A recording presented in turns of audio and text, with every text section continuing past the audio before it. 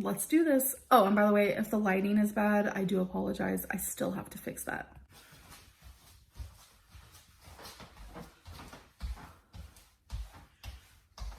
All right, you guys. I don't know why I'm laughing. Okay. I'm gonna do exactly what she says to do. I'm gonna try not to talk a lot because that makes me more out of breath.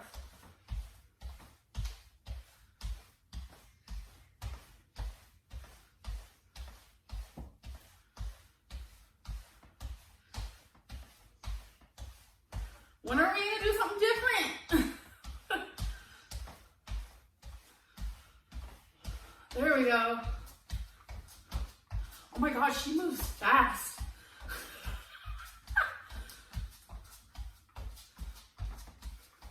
Okay, there we go.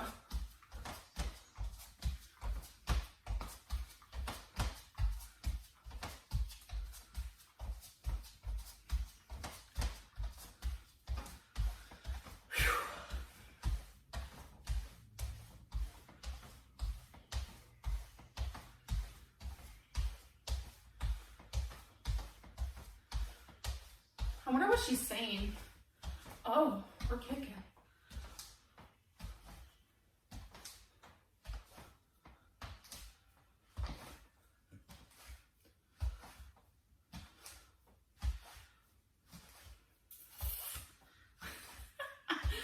The people look so jolly.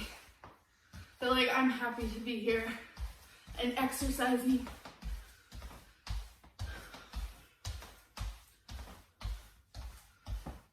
Oh boy. Lifting up her legs. Feels the burn.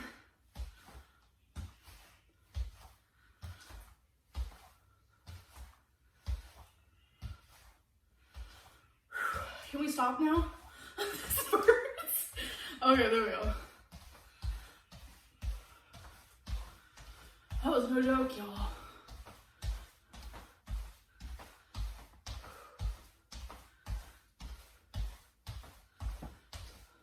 Oh no.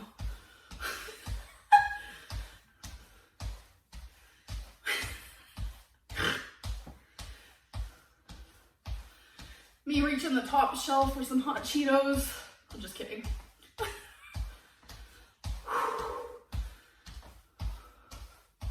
I'm talking too much, but I can't help it.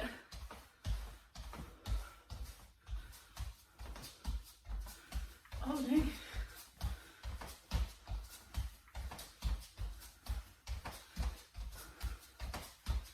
Actually, I don't think I've ever done this one.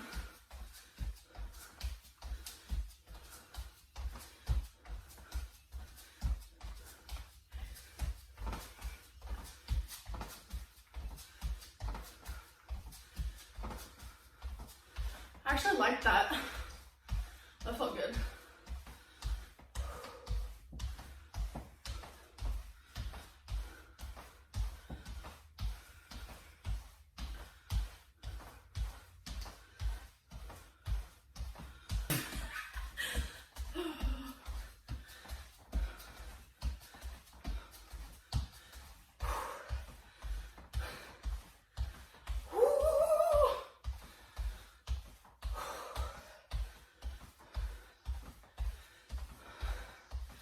It's my breathing that freaks me out, and my heart rate. Because I could do this all day. I'm not in pain. My back don't hurt. Legs don't hurt. Nothing hurts. Oh shit.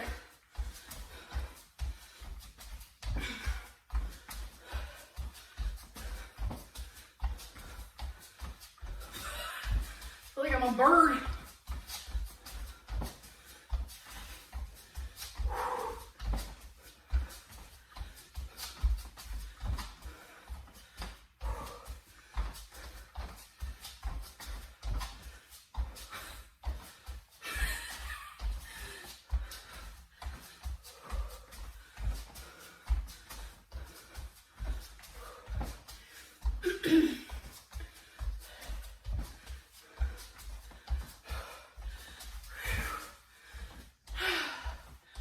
all a bunch of skinny folk doing it.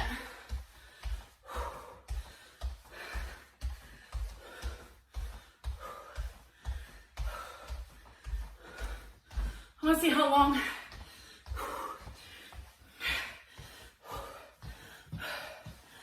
I've been doing it for 6.5 minutes, that's it. Oh. No. You guys, I'm getting tired.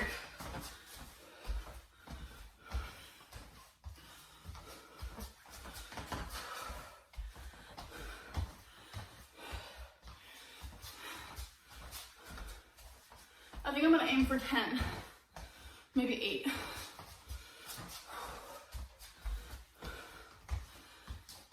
Wait, you know what? All right, stopped at 7 minutes. Like, honestly, all of that mixed in together is hard. And all the people doing it were skinny. I tried to find with the way that, how that made me feel. I'm thinking trying it again at like 475 pounds. That'd be a good idea. That'd be fun and fresh for sure.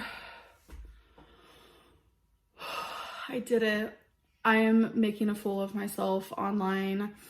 I know that some other morbidly obese do exercise with me, and a lot of people say it's like trolling or whatever. I just personally don't see the difference between a skinny person doing it versus someone my size. So it's just not fair, because I know that if it was a skinny person doing it, they wouldn't be a troll. So if you guys want to say I'm trolling, that's up to you. That's just fine and dandy, but I'm not. I want to remember these moments, because I remember a year ago, I can only walk for 1 minute and 16 seconds. Now I can walk, normal walking, I can walk for over 15 minutes. A year ago, I couldn't last doing this 30 seconds. There's no way. Absolutely not. And I wouldn't have remembered any of that, but I only do because I filmed it all. Anyways, my heart rate is normal now. I can make a full and complete deep breath. So we did it. We did it together. I do hope that you guys, weight is 290. I was like 11 years old. And then at 16 years old, I topped the charts at 420. And then just last year, I topped the charts again at 572.4. Let's never have that happen again. The second question is, are you an emotional eater? Yes, I am always wanting to eat, whether it's out of happiness, sadness, stress, boredom, whatever emotion it is, I always correlate it with food. If it's happiness or joy, let's celebrate with food. If it's stress, let's numb that for a little bit with food. If it's sadness, let's numb that a little bit with food. Food has just been what I've pretty much lived for. You know, I've lived for food instead of food making me survive. It's more so like my whole life revolved around food. Also because food addict, binge eater. So it's like the mixture of all those things has made it to where I look like this and made it to where food ruined my life when it should be the one thing that made me survive. But instead, it made me stop living, which is really sad, but it's the truth. Next question. How long have you been dieting?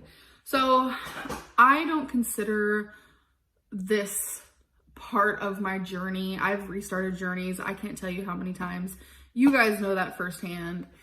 And I always call it a diet, a this and a that. No, this is a lifestyle change. When I think of a diet, I think of, okay, so this is how I'm gonna be eating until I reach my goal weight, and then that's that. No, This is a lifestyle change because I know maintaining is actually going to be a lot harder than actually losing my weight. So I don't want to consider this a diet. I don't think anyone should consider this a diet. I think that this should be just a new lifestyle for you that's helping you with your goals. Next question is, are you following a diet now? I'm actually intuitive eating right now, but I do have something in the making. You guys will see that video soon. I am honestly super excited for this chapter in my life, and I really hope that it pans out. So you guys will see when that comes. Fifth question, have you had success in the past? I have had one successful weight loss journey, and I don't even want to consider that successful because I did lose 89 pounds, the famous 89 lbs, but I gained it back. Plus I gained back even more and more and more. So I can't really say that's a success, but at the time it was, because I had never lost that much weight before, ever. And I felt like on top of the world. I started at 420 and I reached 331. I can't even tell you how unbelievable I felt. And things just hit the fan and I ended up gaining a ton of weight.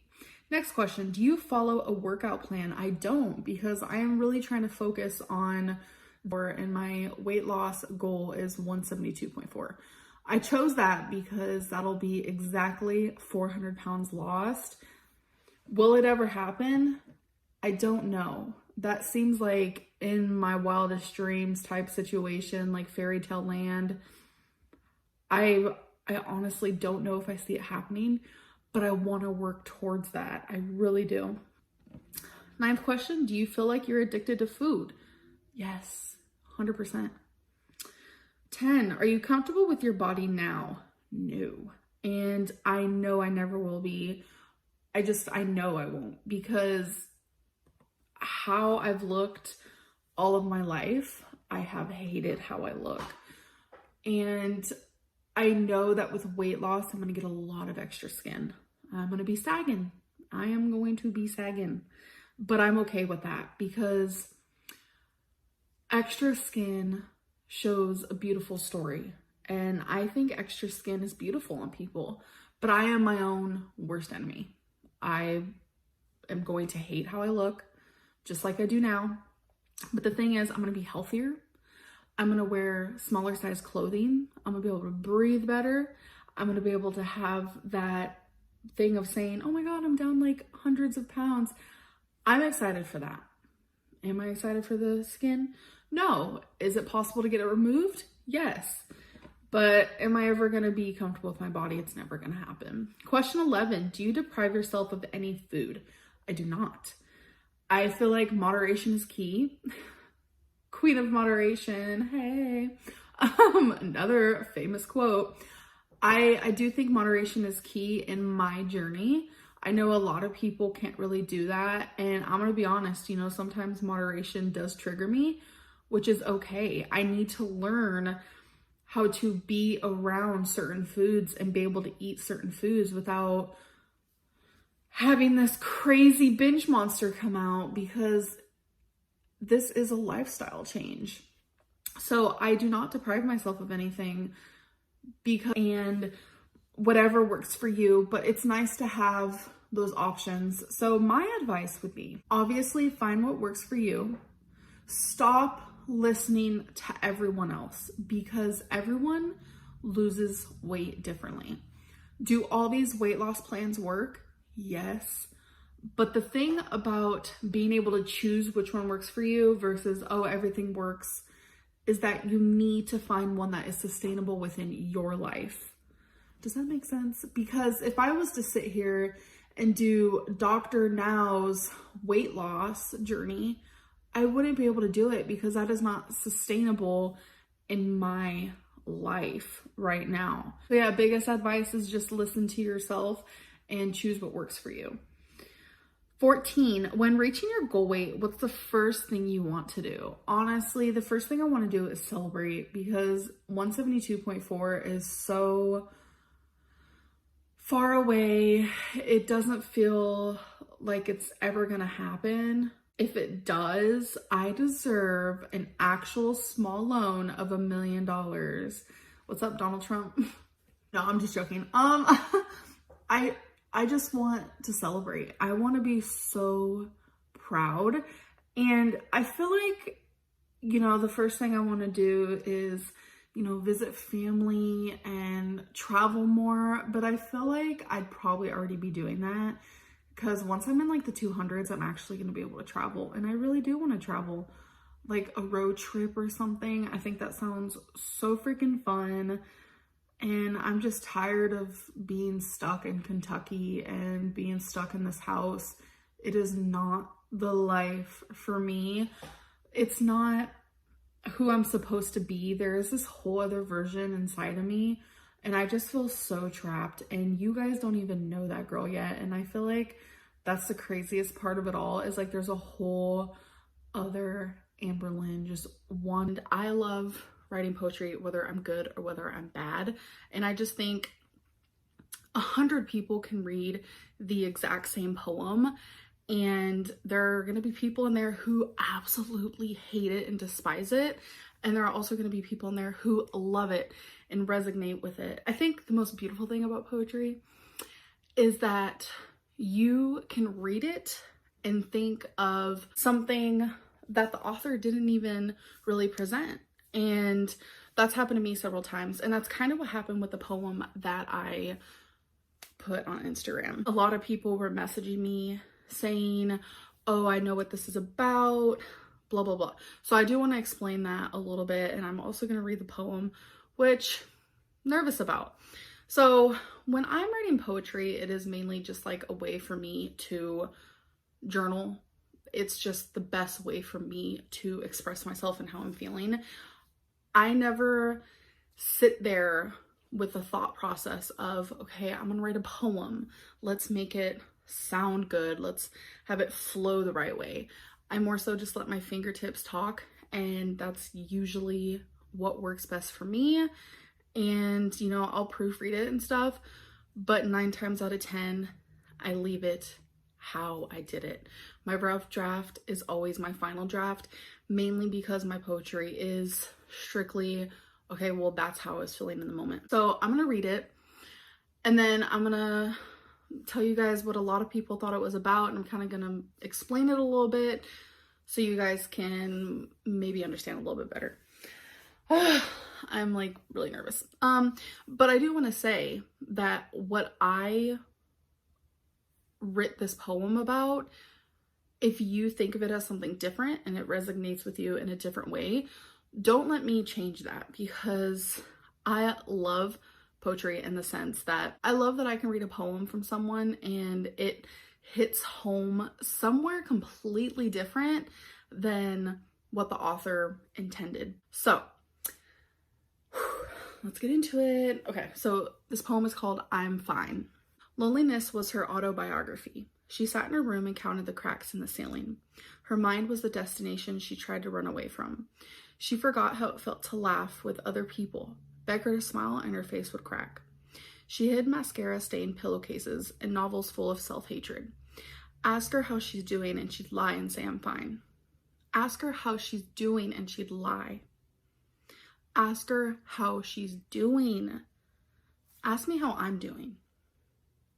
I'm so tired of being this lonely. I'm so terrified that this is it for me, that these tears are all it'll ever be.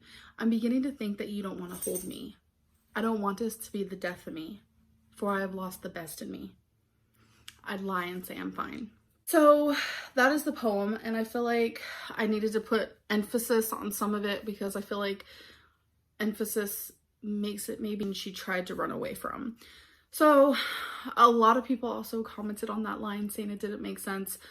Poetry from Amberlynn Reid doesn't have to make sense, honestly, but in my head it does. Because when I'm depressed, I feel like my mind has a one-track mind. It wants to just bury me alive almost, and I feel like that's its destination. Its destination is to make me feel horrible and to make me feel worthless and lonely and like just horrible. So that destination is an area that I want to run away from. I don't ever want to arrive at that destination, but there are times that I do. Next line is, she forgot how it felt to laugh with other people, beg her to smile and her face would crack. I mean, that's pretty self-explanatory. There are a lot of times when I am, you know, going through these episodes where I don't laugh. Everyone around me could just be having the time of their lives, and it's almost like I'm completely checked out. Beg her to smile and her face would crack. I am so used to not smiling and so used to just being so sad that it's almost like I'm a statue in that sense. So if I was to smile, my face would crack. I write in a lot of metaphors. That's something that Becky pointed out to me and I never even noticed. Metaphors is just, I don't know. I just like them the best. She hid mascara stained pillowcases and novels full of self-hatred. So what I meant by that is, it's obvious. I used to wear makeup all the time and I don't wear waterproof mascara. So every time I'd cry, you'd see those, especially when I was like ugly crying, you'd see that mascara, obviously. And I can't tell you how many times I've gotten mascara on my pillows from crying myself to sleep. And novels full of self-hatred, that's pretty much just talking about, because I do journal a lot, that's just talking about, you know, when I journal about how much I hate myself or I hate my life, or when I make poetry about how much I hate myself or I hate my life, that's what that meant. And then the whole part where it's like, ask her how she's doing and she'd lie and say I'm fine. Ask her how she's doing and she'd lie. Ask her how she's doing. Ask me how I'm doing. So what I meant by all those lines is like, a lot of the times I say I'm fine or I say I'm doing okay. I never just flat out tell people, oh, I'm not doing good, because I don't want them to ask what's wrong, because I personally don't want to talk about it. It's like one of those things where it's like, you want people to be there for you, but then you also don't want to talk about it. So it's like this vicious cycle. So I wanted to put emphasis on ask her how she's doing and she'd lie and say I'm fine. Ask her how she's doing and she'd lie. And then when I said ask her how she's, so the part where people are like, okay, this is about Becky. The lines, I'm beginning to think that you don't want to hold me. I don't want this to be the death of me, for I have lost the best in me. So definitely not about Becky in the way that you guys think. So when I am depressed or when I'm feeling super down, lonely, I think that everyone in my life hates me. And it's just a thought. It's not real. I know it's not real. And I have to remind myself all the time that it's not real. And if Becky was to ask me, how are you doing? And it was during a time where this is how I felt, lonely and down and horrible, that is what I would want to say. I'd want to say, I feel like you don't love me. You don't want to hold me. You know, this is the death of me and I've lost the best in me. That isn't me talking. That's the depression talking. And I'm sure a lot of you guys can relate to that. And when I say for I've lost the best in me, it means that depression has completely taken over. And I just feel like I'm not even myself anymore, because that's not who I am. I'm not Amberlynn, the depressed girl or whatever. Like, that's just not how it is. Like, I just happen to have depression. And I know a lot of you also have it. And I feel like that's where we relate very well. So I hope that made sense to some of you. It's definitely, none of this is because of Becky. I think that's very strange that you guys would think that. I just have my own problems, whether I'm with Becky or someone else or single, it doesn't even matter. So yeah, I just kind of wanted to explain that. And again, it's not like the best poem in the world. It's just how I was feeling at the time. And I wanted to share it with you guys because a lot of you didn't understand on Instagram, didn't understand like how I was feeling and stuff. So I figured a poem would help with that. And I actually wrote this June 12th, 2019. So yeah, I write poetry all the time. It's just something I really love doing. And my poetry has gotten a lot better, in my opinion. I used to make really long poems, too long. And now I try to make poems that aren't so long. I even write poems that are like 2 sentences. Like this one is called Secret Love. You sat next to me today and I could smell the cherries that lived in your hair. You smiled at me without knowing that you were the reason I wore my favorite shirt. That's just, that to me, all you need is those 2 lines to know that you are in love with, either you can look at it as you're in love with your best friend, or someone could look at it as you're infatuated with just a friend of yours or someone at your school. Like it could literally mean anything. Or here's another 2-liner. It's called Cursive. All my poems are the same, loneliness written in a million different ways, which is so true. So, you know, years and years ago, I thought all my poems had to be super long, but I've realized that sometimes you ain't gotta do that. Like, here's another one. This is 3 lines. It's called Cheap Wine. You must love noise, playing with an innocent mind with your dirty hands and cheap wine. That says a lot. Getting a big hug from someone I love. Out of those would make me feel the best. Which sounds like the best way to celebrate your birthday. Big hugs from all of your loved ones, receiving lots and lots of birthday cards, someone making my bed and doing all of my chores for a week. I don't care about gifts. I just want to hang out with my friends and family. Getting a very special and personal birthday gift. So the best way for me, definitely 100%, I don't care about gifts. I just want to hang out with friends and family. Because to me, that's what matters the most, if we're being honest. Which quality is most important in a partner? This is going to be hard because there's a lot of qualities you need in a partner. So loyalty, sense of humor, intelligence, level-headedness, or kindness. Oh gosh. Okay, so out of those, I'm definitely going to go with loyalty, because if you're not loyal, then honestly, what is the point? What do you think is your biggest flaw as a partner? I'm too type A. I get too comfortable. I could be forgetful. I'm not the best at communicating. I get pissed off easily. I'm going to say I get too comfortable, because it's true. Once I get too comfortable, I mean, it's a good thing, but it's a bad thing, because it's good to be comfortable with your partner, but it's also bad in the sense of sometimes when you get too comfortable, you don't do things like you used to, like date nights or like getting ready and, you know, things like that. I know a lot of people struggle with that, so it's not just me. Pick your ideal date. Going to a bar for some drinks and pool, staying in and watching a movie, a fancy candlelit dinner, making dinner together, going to some sort of live show. I'm gonna say a fancy candlelit dinner if I had to choose, because I like going out. What's a big turnoff for you on a date? If my date is rude to the waiter, if my date shows up late, if my date constantly checks their phone, if my date isn't the cuddly type, if my date doesn't like the restaurant I've chosen.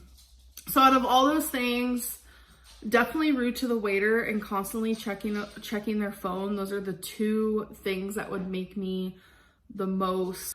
I'm gonna go with 2 tickets to see my favorite band, because not only are you thinking and remembering who my favorite band is, but I mean, you know that I love music. You know me right there. What would upset you the most? Not being the best at something. Someone I love forgets my birthday. My significant other doesn't want to kiss me. One of my friends avoids me.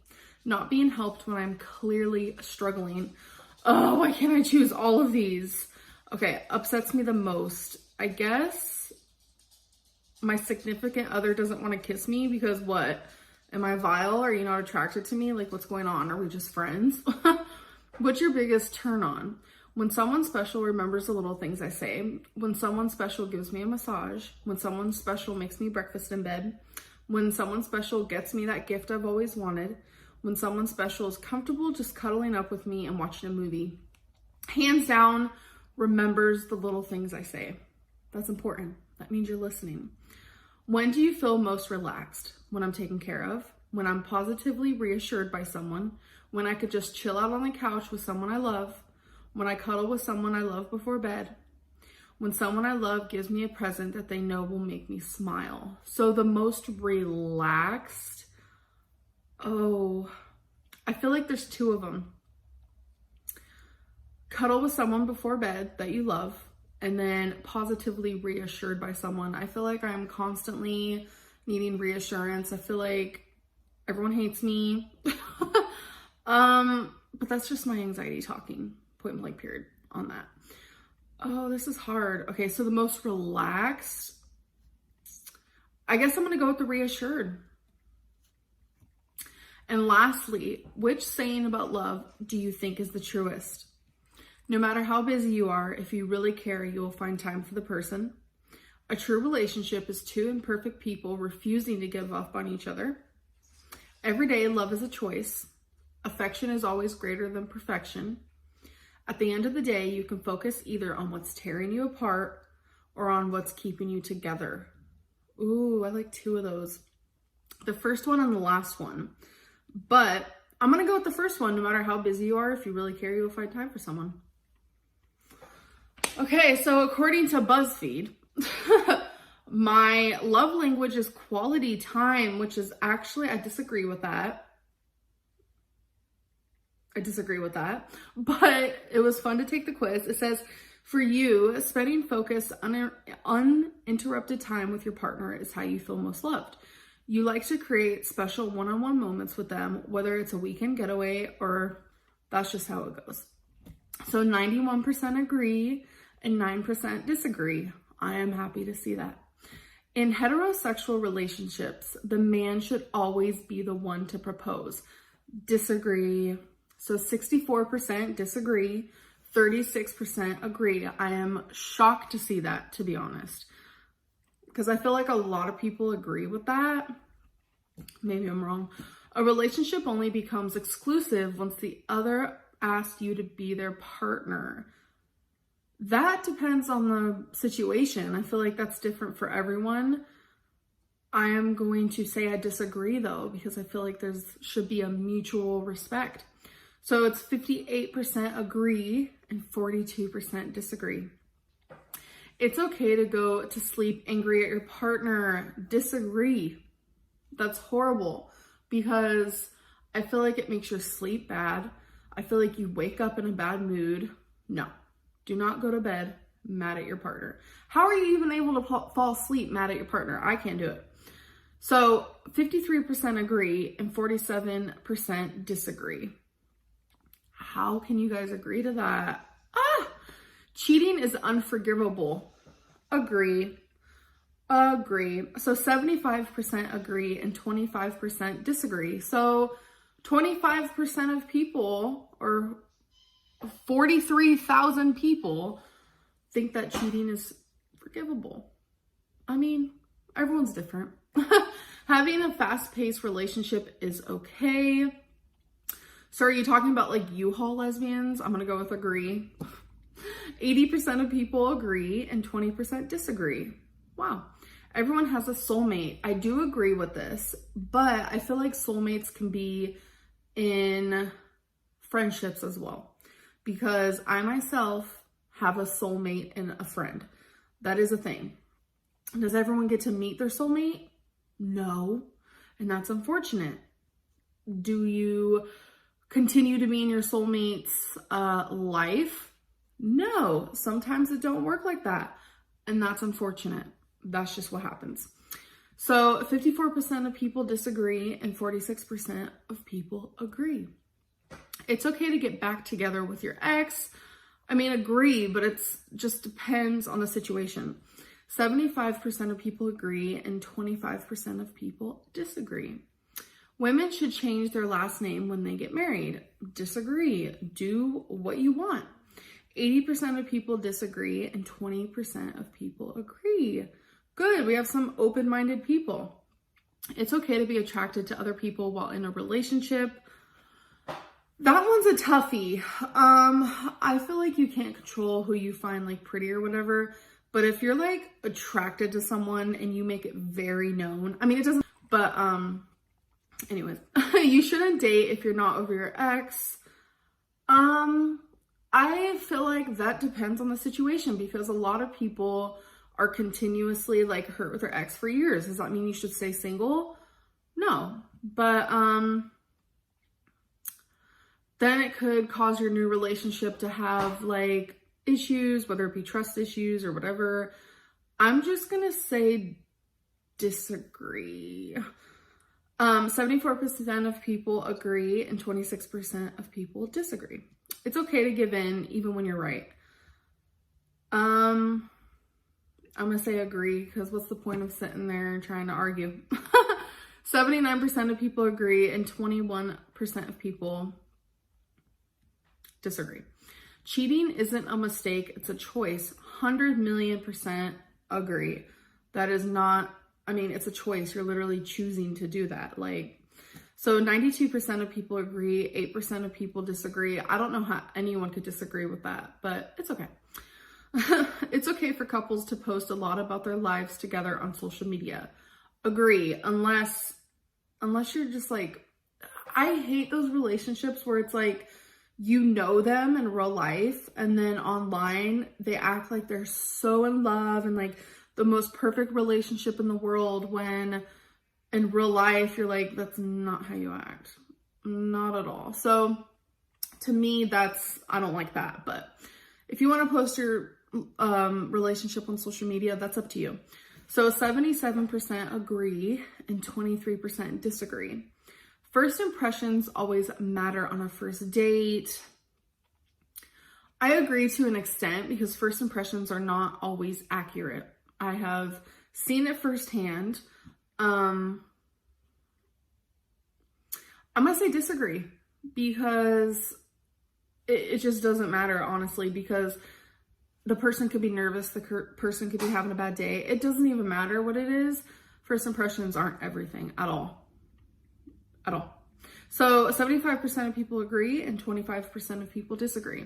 So I'm going to do a couple more. I don't want to make you guys like wait forever, but it would be interesting to see what you guys think down in the comments if you want to answer these as well. You shouldn't get into a relationship unless you have a healthy relationship.